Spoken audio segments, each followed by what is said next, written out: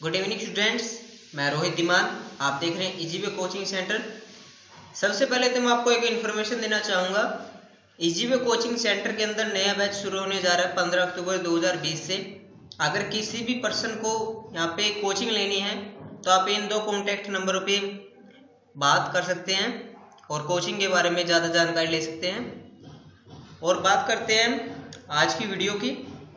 आज की वीडियो में जो आपको क्वेश्चन मिलेंगे, ये क्वेश्चन बहुत बार एग्जाम के अंदर पूछे जाते हैं और एक एक क्वेश्चन, इसका हर एक क्वेश्चन मोस्ट इंपोर्टेंट क्वेश्चन है।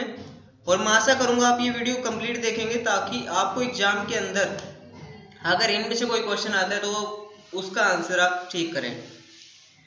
तो हम स्टार्ट करते हैं हमारी आज की वीडियो, जिसका हमारा टॉपिक है psychrometric most important question part 3। हम फर्स्ट क्वेश्चन लेके चलते हैं। इसका क्वेश्चन नंबर 1 है डीपीटी है। ये ऑप्शन है डिफरेंशियल पॉइंट टेम्परेचर, मतलब अंतर बिंदु तापमान। बी ऑप्शन है D super heat point temperature, मतलब डी सुपर हीट बिंदु तापमान। सी ऑप्शन है ड्यू पॉइंट टेम्परेचर, मतलब ओस बिंदु तापमान। या डी नन ऑफ दीज, इनमें से कोई नहीं। हमको इसमें क्या करना है, फुल फॉर्म बताना है कि डीपीटी की फुल फॉर्म क्या है। अब जैसे हमने पार्ट 1 पार्ट 2 में पढ़ा था, और मैं रिक्वेस्ट करूंगा जिसने पार्ट 1 पार्ट 2 नहीं देखा पहले उसको जाके देखिए एक बार, और उसके बाद आपको ये क्वेश्चन बहुत अच्छे से समझ में आएंगे। तो डीपीटी की फुल फॉर्म क्या थी हमारी, ड्यू पॉइंट टेम्परेचर। हिंदी में बात करूँ तो ओस बिंदु तापमान। तो हमारा जो राइट आंसर है वो क्या है, option C, dew point temperature. आगे चलते हैं नेक्स्ट क्वेश्चन पे। सेकंड क्वेश्चन है in a psychrometric chart the inclined show. एक साइक्रोमेट्रिक चार्ट में झुका हुआ शो क्या करेगा। ए वेट बल्ब टेम्परेचर, गीला बल्ब का तापमान। बी ड्राई बल्ब टेम्परेचर, सूखे बल्ब का तापमान। सी ड्यू पॉइंट टेम्परेचर, ओस बिंदु तापमान। और डी रिलेटिव ह्यूमिडिटी, मतलब सापेक्ष आर्द्रता। क्वेश्चन में क्या करें, इनक्लाइंड लाइन मतलब झुकी हुई लाइन को कौन शो कर रहा है, कौन शो करेगा, ये शो करेगा हमारा वेट बल्ब टेम्परेचर। तो हमारा आंसर क्या है, answer A wet bulb temperature, मतलब गीला बल्ब का तापमान। ठीक है। पिछली वीडियो में आपको सभी क्वेश्चन एक साथ मिले थे, लेकिन एग्जाम के अंदर कैसे क्वेश्चन पूछे जाएंगे वो कुछ इस प्रकार से होंगे, ताकि आपको एक टाइप पता लगे कि साइक्रोमेट्रिक चार्ट के क्वेश्चन कैसे आते हैं। इस कारण से मैंने कुछ इस प्रकार से रिप्रेजेंट किया है कि क्वेश्चन पेपर में आपको इस तरह से मिलेंगे, ऑप्शन भी और आंसर भी। ठीक है। और आपको देखना है और समझना है क्वेश्चन में क्या पूछा है, उसके बाद ही आप आंसर देंगे। आगे चलते हैं नेक्स्ट क्वेश्चन पे। The curved line on a psychrometric chart indicates. एक साइक्रोमेट्रिक चार्ट पर घुमावदार रेखाएं इंगित करती हैं। ए ऑप्शन है ड्राई बल्ब टेम्परेचर, मतलब सूखे बल्ब का तापमान। बी वेट बल्ब टेम्परेचर, गीला बल्ब का तापमान। सी ड्यू पॉइंट टेम्परेचर, ओस बिंदु तापमान। और डी रिलेटिव ह्यूमिडिटी, सापेक्ष आर्द्रता। क्वेश्चन में क्या पूछा गया, कर्व्ड लाइन। साइक्रोमेट्रिक चार्ट के अंदर कर्व्ड लाइन को कौन रिप्रेजेंट कर रहा है। तो हमारी कर्व्ड लाइन कौन सी होती है, रिलेटिव ह्यूमिडिटी की होती है, आरएच की होती है। तो इसका राइट आंसर क्या है, answer D relative humidity. Hindi में बोलो तो सापेक्ष आर्द्रता। आगे चलते हैं नेक्स्ट क्वेश्चन पे। क्वेश्चन नंबर 4 है on a psychrometric chart the vertical line so. एक साइक्रोमेट्रिक चार्ट पर ऊर्ध्वाधर रेखाएं। ए ऑप्शन है ड्राई बल्ब टेम्परेचर, सूखे बल्ब का तापमान। बी ऑप्शन है वेट बल्ब टेम्परेचर, गीले बल्ब का तापमान। सी ऑप्शन है ड्यू पॉइंट टेम्परेचर, ओस बिंदु तापमान। और डी ऑप्शन है रिलेटिव ह्यूमिडिटी, सापेक्ष आर्द्रता। क्वेश्चन में क्या पूछा गया, वर्टिकल लाइन कौन शो कर रहा है। हमारी वर्टिकल लाइन कौन शो करता है, ड्राई बल्ब टेम्परेचर। तो हमारा राइट आंसर क्या है, answer a dry bulb temperature, सूखा बल्ब का तापमान। और आपको एक बात और बता दूं, ये जो हिंदी है, एक साइक्रोमेट्रिक चार्ट पर ऊर्ध्वाधर रेखाएं, कई क्वेश्चन पेपर में आपको कुछ ऐसी हिंदी मिलेगी और कुछ में आपको हिंदी मिलेगी निमी पैटर्न की, बिल्कुल शुद्ध हिंदी। जैसे सक्शन को क्या बोलते हैं, चूषण। जो हमारे वर्ड हैं रेफ्रिजरेशन के, उनको उसी प्रकार से क्वेश्चन पेपर में डालेगा। तो आपको हिंदी के साथ थोड़ी सी इंग्लिश के ऊपर भी अगर आप ध्यान दोगे तो क्लियर हो जाएगा। तो मैं आशा करूंगा आप दोनों लैंग्वेज को देखें, ताकि एग्जाम के अंदर अगर भाई आप हिंदी पढ़े तो कंफ्यूज ना हो कि ये किस रेखा के बारे में पूछना है। ठीक है, आगे चलते हैं। Question number 5, on a psychrometric chart the line parallel to constant wet bulb temperature line represent. एक साइक्रोमेट्रिक चार्ट पर निरंतर गीली बल्ब तापमान लाइनों की समानांतर रेखाएं दर्शाती है। यानी वेट बल्ब टेम्परेचर के बिल्कुल पैरेलल में कौन सी लाइन आपको शो करती है। ए कांस्टेंट डीवीटी, निरंतर DVT. Be constant specific volume, निरंतर विशिष्ट आयतन। सी कांस्टेंट एंथैल्पी, निरंतर तापीय धारिता। और डी ऑप्शन है कांस्टेंट ह्यूमिडिटी, निरंतर आर्द्रता। तो हमारा जो आंसर है ये हमारा एंथैल्पी की होंगी लाइनें, क्योंकि वेट बल्ब टेम्परेचर की लाइन पैरेलल किसको रिप्रेजेंट कर रही है, कांस्टेंट एंथैल्पी को, निरंतर तापीय धारिता। तो इसका आंसर है ऑप्शन सी। ठीक है, आगे चलते हैं नेक्स्ट क्वेश्चन पे। क्वेश्चन नंबर 6 है the temperature of air recorded by A thermometer when it is not affected by the moisture present in the air is called. हवा में मौजूद नमी से प्रभावित होने पर थर्मामीटर द्वारा दर्ज की गई हवा का तापमान कहा जाता है। पहले आप क्वेश्चन को समझिए, उसके बाद आंसरों को देखिए। क्या कह रहा है, हवा में मौजूद नमी से प्रभावित नहीं होने पर, मतलब नमी से प्रभावित नहीं हो रहा थर्मामीटर, और थर्मामीटर द्वारा दर्ज की गई हवा का तापमान क्या कहेंगे। ठीक है, ये ऑप्शन है ड्राई बल्ब टेम्परेचर, सूखे बल्ब का तापमान। बी ऑप्शन है वेट बल्ब टेम्परेचर, गीले बल्ब का तापमान। सी ऑप्शन है ड्यू पॉइंट टेम्परेचर, ओस बिंदु तापमान। और डी ऑप्शन है रिलेटिव ह्यूमिडिटी, सापेक्ष आर्द्रता। एक बार और बता देता हूं, जो क्वेश्चन में पूछा गया इसने ये बोला है कि हमारी नमी हवा को थर्मामीटर पे कोई प्रभाव नहीं पड़ रहा, तो हमारी हवा कौन सी होगी। मतलब हमारी हवा के अंदर मॉइस्चर नहीं है, बिल्कुल भी पानी नहीं है, तो मतलब क्या होगी, हवा हमारी ड्राई होगी। ड्राई होने के बाद वो किस में आएगी, ड्राई बल्ब टेम्परेचर में आएगी। तो थर्मामीटर द्वारा दर्ज की गई हवा का तापमान क्या कहेंगे, ड्राई बल्ब टेम्परेचर। तो हमारा आंसर क्या है, answer a dry bulb temperature, सूखा बल्ब का तापमान। आगे चलते हैं। क्वेश्चन नंबर 7 है difference between dry bulb temperature and due point temperature is called. सूखा बल्ब तापमान और उस बिंदु तापमान के बीच के अंतर को क्या कहा जाता है। ऑप्शन देख लेते हैं। आंसर है ड्यू पॉइंट डिप्रेशन, ओस बिंदु अवसाद। B option wet bulb depression, गीला बल्ब अवसाद। सी ऑप्शन है ड्राई बल्ब डिप्रेशन, सूखा बल्ब अवसाद। और डी ऑप्शन है ड्यू पावर डिप्रेशन, ओस शक्ति अवसाद। तो क्या कह रहा है, ड्राई बल्ब टेम्परेचर हमारा सूखा बल्ब तापमान और ड्यू पॉइंट टेम्परेचर ओस बिंदु तापमान के बीच में जो अंतर है उसको हम क्या बोलेंगे। ठीक है, उसको हम बोलेंगे ड्यू पॉइंट डिप्रेशन, ओस बिंदु अवसाद।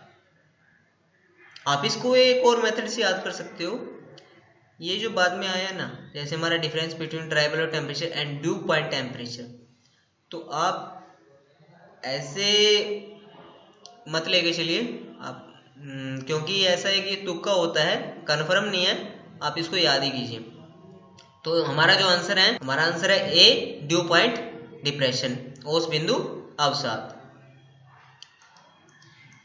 आगे चलते हैं। Question number 8 the relative coefficient of performance is, प्रदर्शन के सापेक्ष गुणांक है। अब ये रिलेटिव सीओपी की बात कर रहे हैं। ए ऑप्शन है actual COP divide by theoretical COP, वास्तविक सीओपी डिवाइड बाय सैद्धांतिक सीओपी। बी ऑप्शन है theoretical COP divide by actual COP, सैद्धांतिक सीओपी डिवाइड बाय वास्तविक सीओपी। ऑप्शन सी है actual COP multiply theoretical COP, वास्तविक सीओपी को गुणा करेंगे सैद्धांतिक सीओपी से। और डी ऑप्शन है नन ऑफ दीज, इनमें से कोई नहीं। सबसे पहले तो इसने क्या पूछा है, रिलेटिव कोफिशिएंट ऑफ परफॉर्मेंस पूछी है, प्रदर्शन के सापेक्ष गुणांक क्या है। तो हमारा जो एक्चुअल सीओपी रहेगा उसको हम थ्योरेटिकल सीओपी से डिवाइड करेंगे, ठीक है। तो हमारी क्या आएगी, रिलेटिव कोफिशिएंट ऑफ परफॉर्मेंस। तो हमारा जो आंसर ए, इसका राइट आंसर है actual COP divide by theoretical COP. वास्तविक सीओपी जो उसकी है डिवाइड बाई सैद्धांतिक सीओपी जितनी हमको चाहिए। आगे चलते हैं नेक्स्ट क्वेश्चन पे। क्वेश्चन नंबर 9 है, vertical line on pressure enthalpy chart show constant. Vertical line on pressure enthalpy chart, दबाव थैलेसी चार्ट पर वर्टिकल लाइन स्थिर दिखाई देती हैं। ए ऑप्शन है प्रेशर लाइन, दबाव लाइन है। बी ऑप्शन है टेम्परेचर लाइन, तापमान रेखाएं। सी ऑप्शन है टोटल हीट लाइंस, कुल ऊष्मा रेखाएं।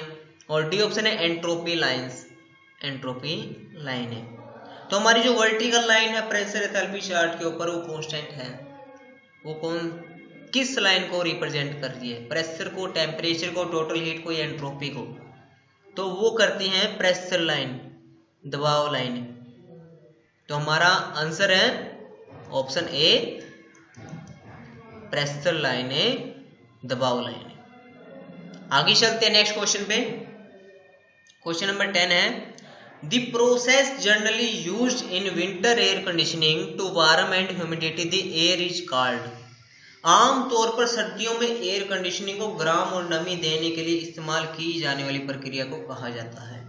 अब सबसे पहले आप क्वेश्चन में एक बात देख लीजिए कि सर्दियों की बात हो रही है, सर्दियों की बात हो रही है, मतलब सर्दियों में हमको क्या चाहिए, हीटिंग चाहिए। मतलब हमारे आंसर में कहीं ना कहीं हीटिंग वर्ड आना चाहिए। The process generally used in winter air conditioning, आमतौर पर सर्दियों में एयर कंडीशनिंग को गर्म और नमी देने के लिए इस्तेमाल की जाने वाली प्रक्रिया का क्या कहेंगे हम। अब हमको सर्दियों में ड्राई बल्ब या मॉइस्चर नमी तो तभी मिलेगी, सर्दियों में हमको गर्मी तभी मिलेगी जब हम कुछ हीटिंग वाली प्रोसेस करेंगे। हमारे ऑप्शन में हीटिंग एंड ह्यूमिडिफिकेशन है केवल, यहाँ पे कूलिंग एंड डिह्यूमिडिफिकेशन नहीं करेंगे हम। ह्यूमिडिफिकेशन केवल मॉइस्चर को ऐड नहीं करेंगे, डिह्यूमिडिफिकेशन मॉइस्चर को रिमूव नहीं करेंगे। हमको क्या चाहिए, हीटिंग एंड ह्यूमिडिफिकेशन।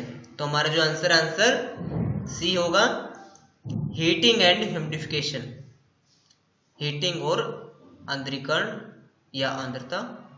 आमतौर पर सर्दियों में एयर कंडीशनिंग को गर्म और नमी देने के लिए इस्तेमाल की जाने वाली प्रक्रिया को कहा जाता है हीटिंग एंड ह्यूमिडिफिकेशन। बहुत बार क्वेश्चन पूछे जाते हैं एग्जाम के अंदर, याद रखना ये बात। क्वेश्चन नंबर 11 है, the cooling coil case the change in Khalistan temperature of air. ठंडा कुंडल हवा के खालिस्तान के तापमान का मामला है। ये ऑप्शन है WBT, बी ऑप्शन है DBT, सी ऑप्शन है DBT और डी ऑप्शन है बोथ DBT एंड WBT, मतलब दोनों DBT और WBT। क्वेश्चन क्या कहा है, कूलिंग कॉइल केस के अंदर the change in temperature of air, हमारी कूलिंग कॉइल के अंदर टेम्परेचर चेंज हो रहा है हवा का, तो ये जो तापमान का मामला है ये किसके द्वारा हो रहा है या क्या इफेक्ट डालेगा। अब नॉर्मल सी बात है, अगर हमारी हवा के अंदर कूलिंग कॉइल में से गुजार रहे हैं तो वो ठंडी होके आएगी, ठंडी होके आएगी तो हमारा किसके ऊपर असर पड़ेगा, ड्राई बल्ब टेम्परेचर के ऊपर, जो हमारा सूखा बल्ब तापमान है DBT।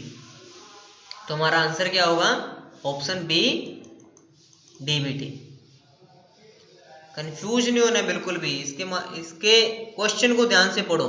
कूलिंग कॉइल केस हो रहा है मतलब हमारा ऑपरेटर है, the change in temperature, temperature change हो रहा है ऑपरेटर में, टेम्परेचर चेंज हो गया ऑफ एयर, किसका, एयर का, एयर का टेम्परेचर चेंज हो गया। वहां पे पहले 33 डिग्री सेल्सियस था, बाद में 30 आ गया, 26 आ गया, तो वहां पे क्या हो गया, ड्राई बल्ब टेम्परेचर।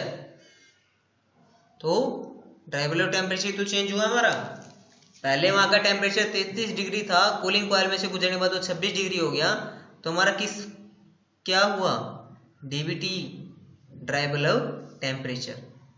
आगे चलते हैं नेक्स्ट क्वेश्चन पे। Question number 12, the specific heat of dry air is, सूखी हवा की अवशिष्ट गर्मी। ए ऑप्शन है 0.24 BTHU पर LBS। सबसे पहले तो मैं आपको बता देता हूं BTHU क्या है, British thermal horse power unit, और LBS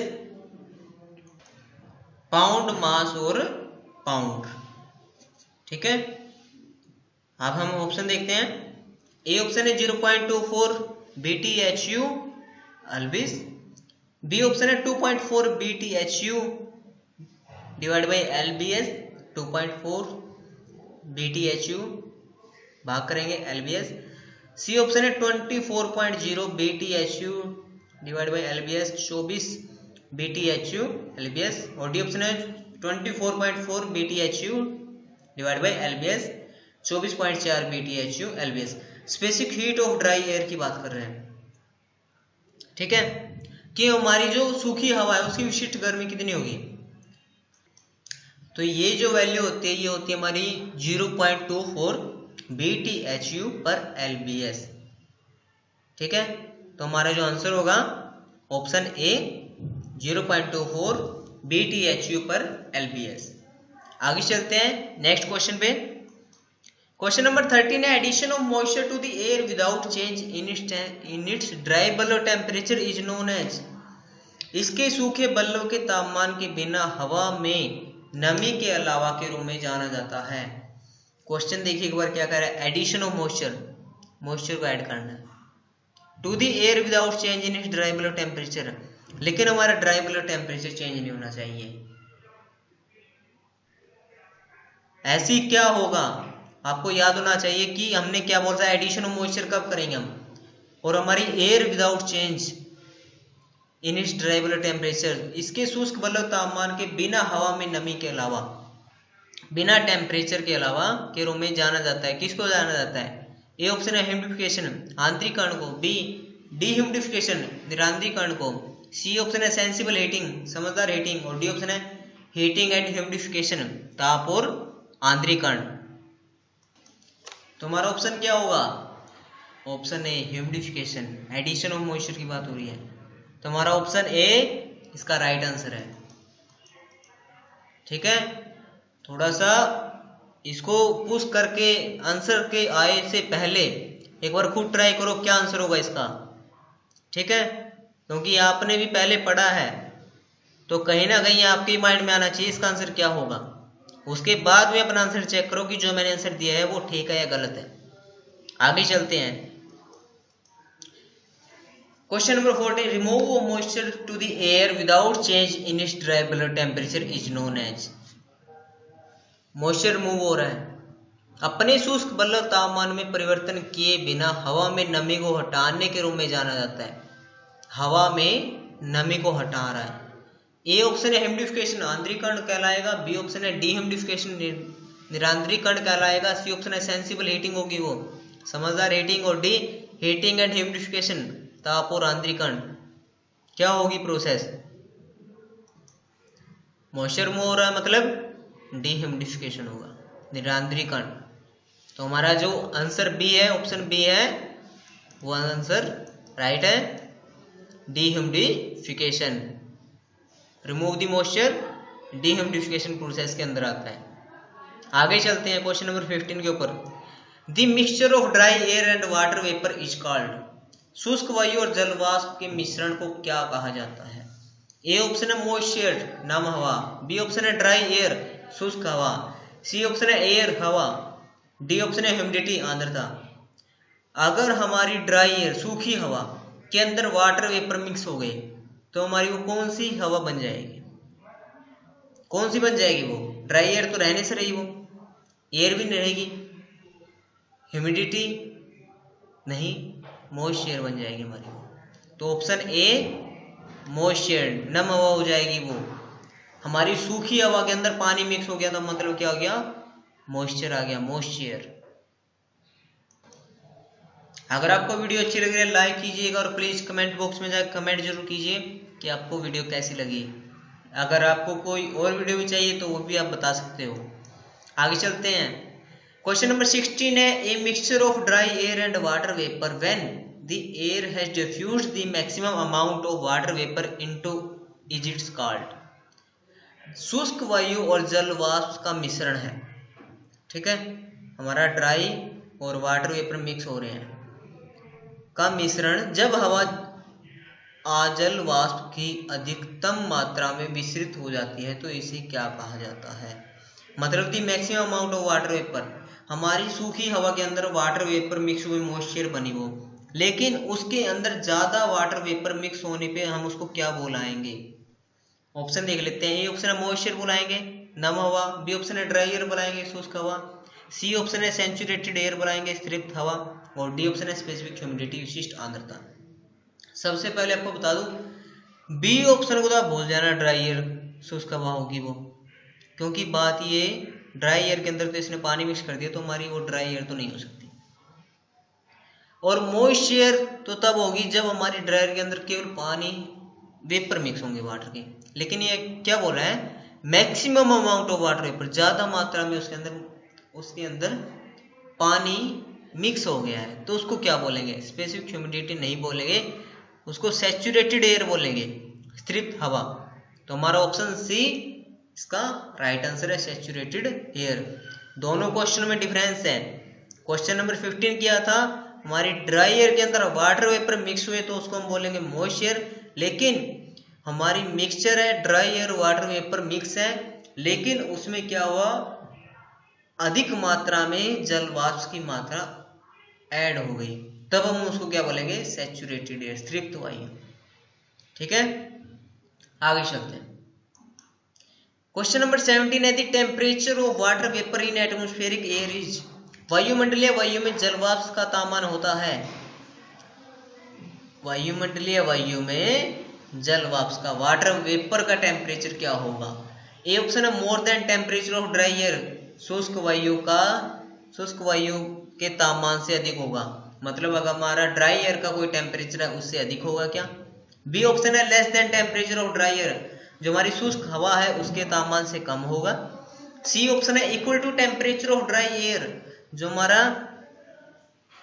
टेम्परेचर है ड्राई एयर का उसके बराबर रहेगा, शुष्क हवा के तापमान के बराबर। या डी नन ऑफ दीज, इनमें से कोई नहीं। और किसका पूछ रहा है, water vapour in atmospheric air is, वायुमंडलीय वायु में जल वाष्प का तापमान होता है।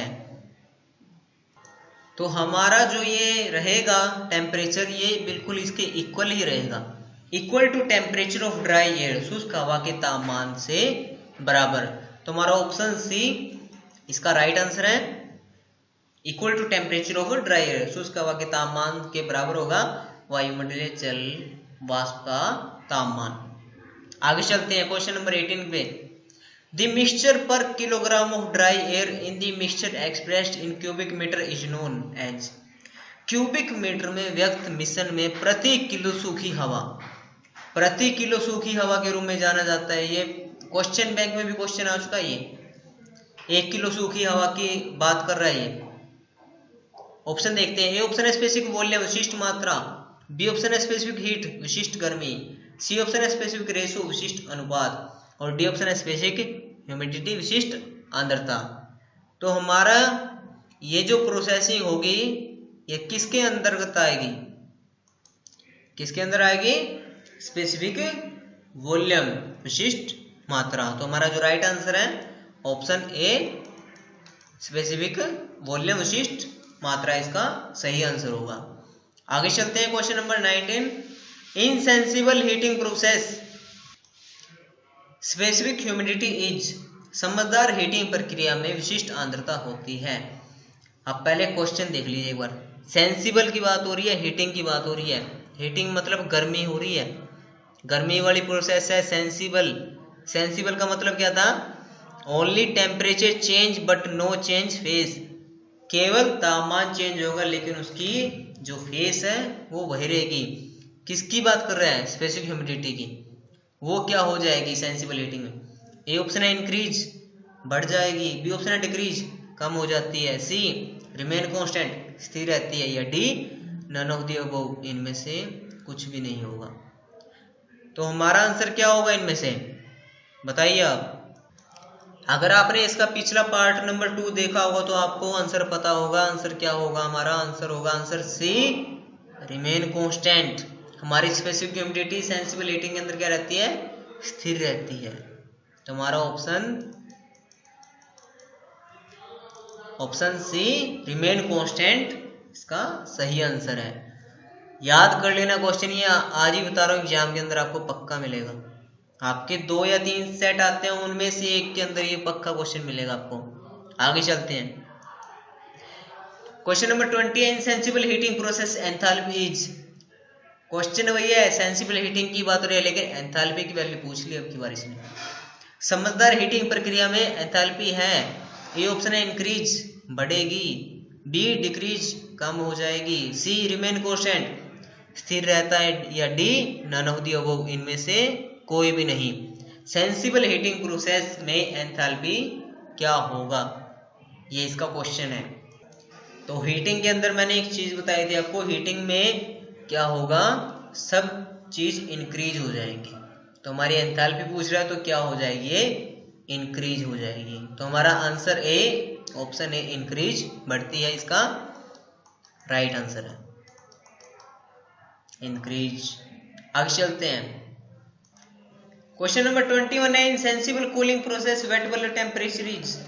सेंसिबल कूलिंग की बात कर रहा है, ठीक है, मतलब गर्मियों की बात कर रहा है। वेट बल्ब टेम्परेचर क्या होगा? समझदार शीतलन प्रक्रिया में गीले बल्ब का तापमान होता है, ए इंक्रीज, बढ़ती है, बी डिक्रीज, कम हो जाता है, सी रिमेन कांस्टेंट, स्थिर रहता है, या D none of the above, इनमें से कोई भी नहीं।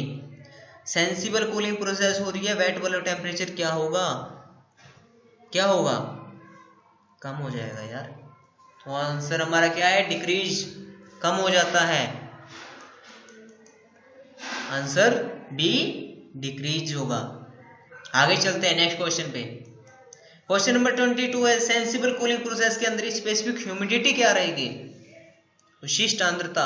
समझदार शीतलन प्रक्रिया में विशिष्ट आर्द्रता होती है। ए ऑप्शन है इंक्रीज, बढ़ती है, बी ऑप्शन है डिक्रीज, कम हो जाती है, सी रिमेन कांस्टेंट, स्थिर रहती है, या D none of the above, इनमें से कोई भी नहीं। अगर आपने अभी अभी क्वेश्चन देखा हो पहले वाला, वहां पे सेंसिबल हीटिंग की पूछी गई थी स्पेसिफिक ह्यूमिडिटी, और मैंने पार्ट 2 में कराया था सेंसिबल हीटिंग और सेंसिबल कूलिंग के अंदर स्पेसिफिक ह्यूमिडिटी सेम रहती है। मतलब हीटिंग के अंदर भी रिमेन कांस्टेंट थी और सेंसिबल कूलिंग के अंदर भी इसका आंसर क्या होगा? रिमेन कांस्टेंट ही होगा। तो हमारा ऑप्शन सी इसका राइट आंसर है, रिमेन कांस्टेंट, स्थिर रहेगा। सेंसिबल कूलिंग और सेंसिबल हीटिंग के अंदर हमारी स्पेसिफिक ह्यूमिडिटी क्या रहेगी? कांस्टेंट रहेगी, याद रखना। आगे चलते हैं। क्वेश्चन नंबर 23 है, in humidification process dry bulb temperature is. Humidification, moisture add हो रहा है, याद रखो। हिंदी में देखते हैं, आंद्रीकरण प्रक्रिया में सूखा बल्ब का तापमान होता है, ए इंक्रीज, बढ़ती है, बी डिक्रीज, कम हो जाता है, सी रिमेन कांस्टेंट, स्थिर रहता है, या D none of the above, इनमें से कोई भी नहीं। तो क्या होगा हमारा? ह्यूमिडिफिकेशन प्रोसेस के अंदर हमारा ड्राई बल्ब टेम्परेचर क्या हुआ था? कांस्टेंट रह गया था। तो हमारा ऑप्शन सी इसका राइट आंसर है, रिमेन कांस्टेंट। ठीक है, समझ में आ रहा है? अगर नहीं समझ में आ रहा तो कमेंट में लिख दीजिए, और अगर समझ में नहीं भी आ रहा तो एक बार आप पीछे वाली वीडियो भी जाके देखिए, आपका आधे से ज्यादा सोल्यूशन आपको वहीं मिल जाएगा। पार्ट 1 पार्ट 2 जरूर देखिए जिसने पार्ट 3 देख रहे हैं, क्योंकि पार्ट 3 तभी समझ में आएगा जब पार्ट 1 या पार्ट 2 दोनों देख चुके हैं। ठीक है, वो दोनों वीडियो के आधार पे ही ये थर्ड पार्ट है, और उन्हीं में से क्वेश्चन है जो पार्ट 1 पार्ट 2 में कराया गया है। आगे चलते हैं। क्वेश्चन नंबर 24 है, in humidification process relative humidity is. आंतरिकरण प्रक्रिया में सापेक्ष आर्द्रता होती है, ए इंक्रीज, बढ़ती है, बी डिक्रीज, कम हो जाती है, सी रिमेन कांस्टेंट, स्थिर रहती है, या D none of the above, इनमें से कोई भी नहीं होती। ह्यूमिडिफिकेशन प्रोसेस हो रहा है, उसके अंदर रिलेटिव ह्यूमिडिटी क्या होगी? रिलेटिव ह्यूमिडिटी क्या होगी? ह्यूमिडिफिकेशन मैंने एक चीज बताई, इसके अंदर क्या होगा? सब कुछ इंक्रीज बोला था शायद, तो रिलेटिव ह्यूमिडिटी क्या होगा? इंक्रीज होगी। ऑप्शन ए इंक्रीज, बढ़ती है, इसका राइट आंसर है। ठीक है। क्वेश्चन नंबर 25 है, in dehumidification process dew point temperature is, निरांद्रीकरण प्रक्रिया में औसत बिंदु तापमान क्या होता है? ए इंक्रीज बढ़ती है, बी डिक्रीज कम हो जाता है, सी रिमेन कांस्टेंट स्थिर रहता है, या D none of the above, इनमें से कुछ भी नहीं। डिह्यूमिडिफिकेशन प्रोसेस है मतलब मॉइस्चर को क्या करना है, बाहर निकाल देना है। ड्यू पॉइंट टेम्परेचर क्या होगा वहां पे, कम हो जाता है, डिक्रीज होगा, ठीक है, क्योंकि डिह्यूमिडिफिकेशन प्रक्रिया में ड्यू पॉइंट टेम्परेचर हमारा क्या हुआ था, डिक्रीज हो गया था, कम हो जाता है। तो हमारा आंसर बी इसका राइट आंसर है, ठीक है। जिन बच्चों ने पढ़ाई की है या ध्यान से देखा है सब कुछ, उनको ऑटोमेटिकली आंसर मिल जाएगा, लेकिन जिन्होंने केवल ऐसे ही वीडियो को देखा है, ऐसे ही पढ़ाई की है, वो यही है, ढूंढते रह जाओगे लेकिन कुछ नहीं मिलेगा। आगे चलते हैं। क्वेश्चन नंबर 26 है, in dehumidification process relative humidity is, निरांद्रीकरण प्रक्रिया में सापेक्ष आर्द्रता होती है। ए इंक्रीज होगी, बढ़ेगी, बी डिक्रीज कम हो जाती है, सी रिमेन कांस्टेंट स्थिर रहता है, या D none of the above, इनमें से कोई भी नहीं। डिह्यूमिडिफिकेशन प्रोसेस में रिलेटिव ह्यूमिडिटी क्या होगी, डिक्रीज होगी, कम हो जाती है। तो हमारा क्या आंसर है, आंसर बी डिक्रीज, कम हो जाता है। आगे चलते हैं नेक्स्ट क्वेश्चन पे। क्वेश्चन नंबर 27 है, in cooling and humidification process specific humidity is, शीतलन और निर्धारीकरण प्रक्रिया में विशिष्ट आर्द्रता होती है। ए ऑप्शन है इंक्रीज बढ़ती है, बी डिक्रीज कम हो जाती है, सी ऑप्शन है रिमेन कांस्टेंट स्थिर रहता है, D none of the above, इनमें से कोई भी नहीं। पहले आप क्वेश्चन देखिए, कूलिंग चाहिए हमको, लेकिन साथ में ह्यूमिडिफिकेशन हमको मॉइस्चर भी ऐड करना है। उस प्रोसेस में दो प्रोसेसिंग एक साथ हो रही है, कूलिंग चाहिए, मॉइस्चर भी ऐड करना है। उस प्रोसेस में स्पेसिफिक ह्यूमिडिटी क्या होगा, इंक्रीज होगा, डिक्रीज होगा, रिमेन कांस्टेंट, या नन ऑफ द अबव, क्या होगा, क्या होगा, इंक्रीज होगा, बढ़ेगी, ठीक है। तो ऑप्शन ए इसका राइट आंसर है, इंक्रीज बढ़ती है। आगे चलते हैं नेक्स्ट क्वेश्चन पे। क्वेश्चन नंबर 28 है, in cooling and dehumidification process dry bulb temperature is, शीतलन और निर्धारीकरण प्रक्रिया में सूखे बल्ब का तापमान होता है। कूलिंग एंड डिह्यूमिडिफिकेशन है, कूलिंग चाहिए, डिह्यूमिडिफिकेशन मॉइस्चर को बाहर निकालना है। उस प्रोसेस के अंदर ड्राई बल्ब टेम्परेचर क्या रहेगा, ए ऑप्शन है इंक्रीज बढ़ता है, बी डिक्रीज कम हो जाता है, सी रिमेन कांस्टेंट स्थिर रहता है, या D none of the above, इनमें से कोई भी नहीं होगा। क्या होगा इनमें से, डिक्रीज कम हो जाता है। हमारा ऑप्शन बी इसका राइट आंसर है, option B decrease. Question number 29 है, in heating and humidification process specific volume is, heating और आंतरिकरण प्रक्रिया में विशिष्ट मात्रा है। हीटिंग देनी है हमको, गर्मी देनी है, साथ में हमको ह्यूमिडिफिकेशन भी करना है, मॉइस्चर को भी ऐड करना है। ह्यूमिडिफिकेशन में ये था ना, मॉइस्चर ऐड करना। तो क्या होगा, इंक्रीज बढ़ती है, बी डिक्रीज कम हो जाता है, सी रिमेन कांस्टेंट स्थिर रहता है, या D none of the above, इनमें से कोई भी नहीं। क्या होगा, स्पेसिफिक वॉल्यूम पूछ रहा है। हीटिंग करनी है हमको, गर्मी देनी है, गर्मी में क्या होता है, इंक्रीज होगा, क्योंकि हीटिंग देनी है तो इंक्रीज करना पड़ेगा सब कुछ। तो option A, answer A increase बढ़ती है। आगे चलते हैं नेक्स्ट क्वेश्चन के ऊपर। क्वेश्चन नंबर 13 है, in heating and dehumidification process, गर्मी देनी है लेकिन साथ में मॉइस्चर को बाहर निकालना है, dehumidification process. Wait bulb temperature is, wait bulb temperature क्या होगा, हीटिंग और आंतरिकरण प्रक्रिया में गीला बल्ब तापमान होता है। क्या होएगा, ए इंक्रीज बढ़ेगा, बी डिक्रीज कम हो जाता है, या सी रिमेन कांस्टेंट स्थिर रहता है, या D none of the above, इनमें से कोई भी नहीं। क्या होगा इनमें से, इसमें क्या होगा हमारा, रिमेन कांस्टेंट स्थिर रहता है। तो ऑप्शन सी इसका राइट आंसर है, रिमेन कांस्टेंट स्थिर रहता है। आगे चलते हैं नेक्स्ट क्वेश्चन पे। क्वेश्चन नंबर 31 है, the heating and dehumidification process enthalpy is, heating और आंतरिकरण प्रक्रिया में एंथैल्पी है। ए ऑप्शन है इंक्रीज होगी, बढ़ती है, बी डिक्रीज कम हो जाता है, सी रिमेन कांस्टेंट स्थिर रहता है, या D none of the above, इनमें से कोई भी नहीं। एंथैल्पी पूछ रहा है, एंथैल्पी हमारी कांस्टेंट रहेगी। ठीक है, तो हमारा राइट आंसर क्या है? Option C, remain constant. क्योंकि हीटिंग एंड डिह्यूमिडिफिकेशन प्रोसेस के अंदर हमारा वेट बल्ब टेम्परेचर और एंथैल्पी दोनों क्या रहती है? कांस्टेंट रहती है। ठीक है, आगे चलते हैं। क्वेश्चन नंबर 32 है, psychrometric chart is applied for. एक साइक्रोमेट्रिक चार्ट के लिए आवेदन किया जाता है। किसके ऊपर साइक्रोमेट्रिक चार्ट अप्लाई होता है, काम करता है? ए ऑप्शन है 1 एटमॉस्फेरिक प्रेशर, एक वायुमंडलीय दबाव पर। बी ऑप्शन है 1.2 बार प्रेशर, 1.2 बार दबाव पे। 1.5 बार प्रेशर, 1.5 बार दबाव पे। या D, none of the above, इनमें से कोई भी नहीं। जो हमारा साइक्रोमेट्रिक चार्ट है ये हमारा एटमॉस्फेरिक वायुमंडलीय दबाव के ऊपर काम करता है। तो हमारा आंसर ए इसका राइट आंसर है। 1 एटमॉस्फेरिक प्रेशर, एक वायुमंडलीय दबाव, साइक्रोमेट्रिक चार्ट अप्लाई होता है। ठीक है, आगे चलते हैं। क्वेश्चन नंबर 33 है, psychrometric chart is valid for. अब क्वेश्चन देखिए ध्यान से, वो था किस पे अप्लाई करता है, ये क्वेश्चन है किसके लिए मान्य होता है। ए ऑप्शन है एटमॉस्फेरिक प्रेशर, वायुमंडलीय दबाव के लिए। बी ऑप्शन है वाटर वेपर प्रेशर, जल वाष्प दबाव के लिए। डी ऑप्शन है ड्राई एयर प्रेशर, शुष्क हवा का दबाव। और डी मॉइस्ट एयर प्रेशर, नम हवा का दबाव। किसके ऊपर हमारा साइक्रोमेट्रिक चार्ट वैलिड रहेगा? किसके ऊपर रहेगा? एटमॉस्फेरिक प्रेशर, वायुमंडलीय दबाव के अंदर, क्योंकि वायुमंडल में क्या है? ये सब कुछ है, ड्राई एयर भी है, मॉइस्ट एयर भी है, वाटर वेपर भी है, सब कुछ है। तो हमारा आंसर ए इसका राइट आंसर है।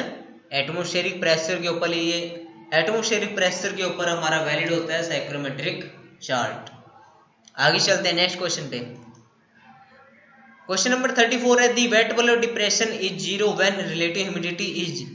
गीले बल्ब का अवसाद शून्य होता है जब सापेक्ष आर्द्रता होती है। मोस्ट इंपोर्टेंट क्वेश्चन है, आज ही लिख लो, मोस्ट इंपोर्टेंट है, बहुत बार पूछा जाता है। ए ऑप्शन है 0 शून्य होगा, बी 0.5 रहेगा, सी 0.75 रहेगा, या डी 1.0 रहेगा। वेट बल्ब डिप्रेशन, गीले बल्ब का अवसाद, रिलेटिव ह्यूमिडिटी क्या होगी?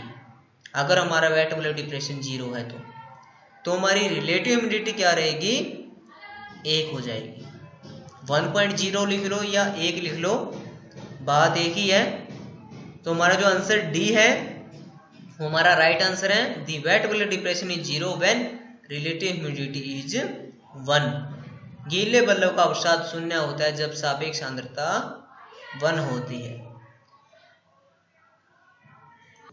आगे चलते हैं नेक्स्ट क्वेश्चन पे। क्वेश्चन नंबर 35 है, sensible heat factor of 0.8 means. 0.8 साधन का समझदार ताप कारक। हमारा सेंसिबल हीट फैक्टर अगर 0.8 है तो इसका क्या मीनिंग है? ए ऑप्शन है 20% लोड ऑफ लेटेंट, अव्यक्त का 20% बाहर। बी ऑप्शन है 20% लोड ऑफ सेंसिबल, समझदार का 20% बाहर। सी ऑप्शन है 80% लोड ऑफ लेटेंट, अव्यक्त का 80% बाहर। और डी ऑप्शन है 80% लोड ऑफ सेंसिबल, 80% समझदार का बाहर। तो हमारा सेंसिबल हीट फैक्टर 0.8 का क्या मीनिंग निकलेगा इनमें से? तो हमारा जो 80% लोड ऑफ सेंसिबल हो, 80% समझदार के बाहर के ऊपर, ये क्या करता है? इसका मीनिंग निकलता है। Sensible heat factor of 0.8 means 80% load of sensible, 80% समझदार का बाहर। आंसर डी इसका राइट आंसर है। और आप देख रहे थे आज क्वेश्चन साइक्रोमेट्रिक चार्ट का थर्ड पार्ट, और जिसके अंदर आपको बहुत सारे क्वेश्चन ऐसे मिले हैं जो शायद आपके लिए नए होंगे। आप इन क्वेश्चनों को चाहे कॉपी में लिख लो, आपके लिए अच्छा होगा।